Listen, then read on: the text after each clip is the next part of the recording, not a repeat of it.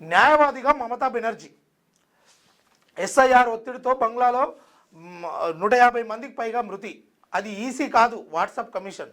సుప్రీంకోర్టులో బెంగాల్ సీఎం స్వీయ వాదనలు ఈ నెల 10లోపు సమాధానం ఇవ్వండి. ఈసీకి ఎన్నికల కమిషన్కి సుప్రీం నుంచి నోటీసులు ఇచ్చారట.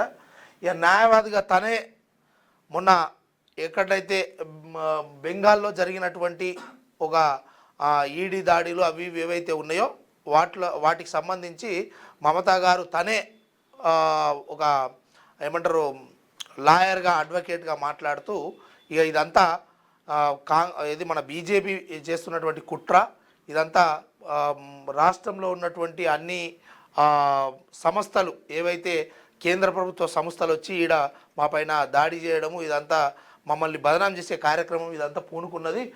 దానికంతా ఈసీ కూడా వాట్సాప్ కమిషన్గా మారి ఇదంతా అందిస్తూ ఉన్నది, మా ఓటర్ జాబితా పత్రాలు కావచ్చు ఇవన్నీ అని చెప్పేసి మమతా బెనర్జీ మాట్లాడుతున్నట్టు చెప్తా ఉన్నారు.